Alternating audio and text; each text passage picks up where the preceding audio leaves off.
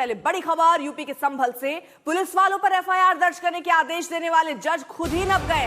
संभल के सीजीएम विभांशु सुधीर का सुल्तानपुर तबादला हो गया है। उन्होंने ही संभल हिंसा मामले में एएसपी अनुज चौधरी और इंस्पेक्टर अनुज तोमर समेत 15 से 20 पुलिसकर्मी पर एफआईआर का आदेश दिया था, जिसे संभल के एसपी ने मानने से इनकार कर दिया।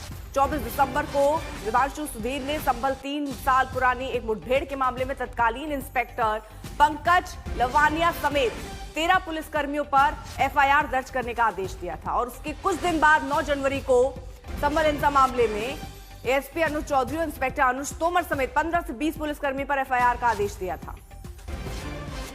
संभल का नया सीजीएम उस सिविल जज आदित्य सिंह को बनाया गया जिन्होंने जामा मस्जिद के हरिहर मंदिर होने के दावे पर सुनवाई की, मस्जिद के सर्वे का आदेश दिया।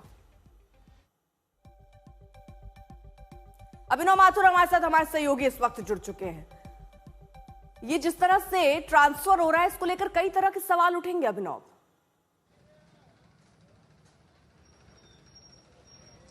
देखिए बिल्कुल अर्पिता, लाजमी जो है जिस तरीके से जो है विभांशु सुधीर ने पिछले 1 महीने के अंदर अगर जो देखा जाए तो संभल पुलिस को लेकर के जो है कई बड़े जो है वो फैसले जो है दिए, जिसमें जो है 2 बड़े अहम फैसले जो है ये देखा जा सकता है, जिसमें 24 दिसंबर 2025 को पंकज लवानिया सहित जो 13 पुलिसकर्मी थे उन पर जो है एफआईआर दर्ज करने का आदेश 2022 के मामले में दिया, जबकि एक जो आरोपी था जो है वो जेल में बंद था, उसको लेकर के उस मामले पर जो सुनवाई की और उस पर एफआईआर करने का आदेश बहजोई थाना पुलिस को दिया था। और ये कहा था कि 3 दिन के अंदर जो पूरी रिपोर्ट है वो अदालत में दी जाए। और उसके बाद अब 9 जनवरी को जो कि संभल हिंसा से जुड़ा मामला था, उसमें यामीन याचिकाकर्ता की जो पूरी याचिका थी उस पर सुनवाई करते हुए 11 महीने बाद ये पूरा आदेश जारी किया, जिसमें एएसपी अनुज चौधरी और जो इंस्पेक्टर अनुज तोमर थे उन सहित जो 15 से 20 पुलिसकर्मी थे उन पर एफआईआर दर्ज करने का आदेश दिया था। और ये कहा था कि 7 दिन के अंदर जो पूरी रिपोर्ट है वो अदालत में दी जाए। लेकिन इसको लेकर के एसपी ने बिल्कुल साफ कर दिया था कि इस मामले को लेकर के एफआईआर दर्ज नहीं करेंगे, क्योंकि इस पूरे मामले की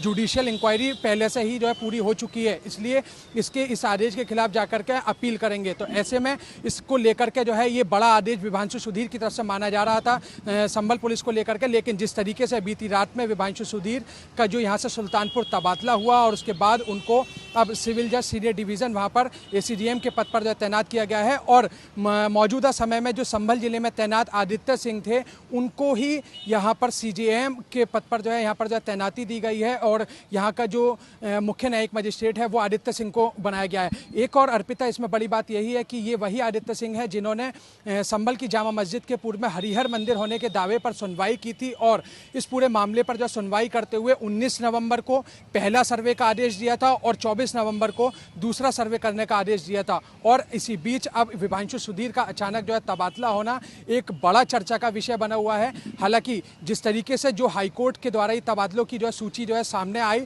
उसके अंदर ये कहीं ना कहीं रूटीन ट्रांसफर से जोड़ करके इसको जो देखा जा रहा है। लेकिन फिलहाल ऐसे समय में जबकि संभल पुलिस में जो है तैनात रहे एएसपी अनुज चौधरी सहित जो पुलिसकर्मियों पर जो है एफआईआर का आदेश दिया गया, ऐसे समय में उनका ट्रांसफर होना जरूर एक बड़ी चर्चा का विषय बना हुआ है। लेकिन इसको लेकर सियासत भी हो रही है, इसको लेकर दरअसल इसको सीधे तौर पर इससे जोड़कर देखा जा रहा है। सर ये बताइए, अब ये पूरा जो प्रोसेस जिस तरह की सुनवाई में यहाँ निर्देश कोर्ट की तरफ से दिए गए थे, अब इसको माना जाएगा या आगे अब कानूनी लड़ाई दूसरे तरीके से लड़ी जाएगी? देखिए बिल्कुल अर्पिता, जिस तरीके से जो है ये पूरा आदेश जो है सीजीएम की तरफ से दिया गया, एएसपी पर अनुज चौधरी पर एफआईआर का आदेश दिया गया, 15-20 पुलिसकर्मियों पर एफआईआर का आदेश हुआ, तो उसको लेकर के तो पुलिस ने पहले ही साफ कर दिया था। एसपी ने बिल्कुल सीधे तौर पर साफ कहा था कि हम इस आदेश को लेकर के अपील करेंगे और वहाँ पर जो अपनी बात जो रखेंगे, क्योंकि इस मामले को लेकर के ऑलरेडी इस पूरी जो इंक्वायरी है वो पूरी हो चुकी है। तो ऐसे में अपील तो कहीं ना कहीं ये माना जा रहा है कि पुलिस के स्तर पर जो है जरूरी की जाएगी, क्योंकि जो आदेश है वो तो जारी रहेगा। लेकिन जो जहां तक जो सीजीएम के होने की बात थी, जो तो सीजीएम का तबादला जरूर हुआ है। अरविंद ओझा भी हमारे साथ हमारे सहयोगी इस वक्त जुड़ चुके हैं। अरविंद, इसको लेकर क्या जानकारी मिल रही है? इसको सियासत से जोड़कर देखें या रूटीन ये एक प्रक्रिया रही है? देखिए, ये एक रूटीन प्रक्रिया ही है, लेकिन जिस तरह से सीजीएम जो विभांशु सुधीर है उन्होंने ऑर्डर दिया था उससे जोड़कर भी इसको देखा जा रहा है।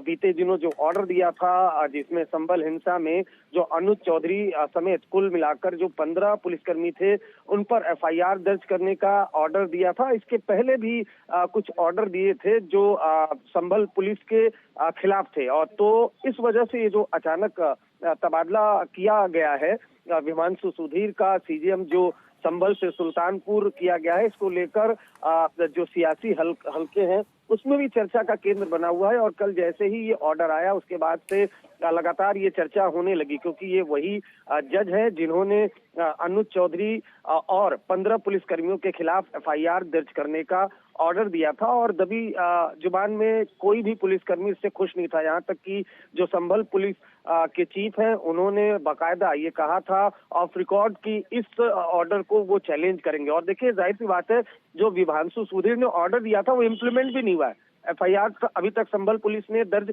नहीं की है। तो आप इस जो पूरा सिचुएशन है इसको देखकर आप अंदाजा लगा सकते हैं अपने आप अर्पिता। बहुत बहुत शुक्रिया आपका तमाम जानकारी के लिए।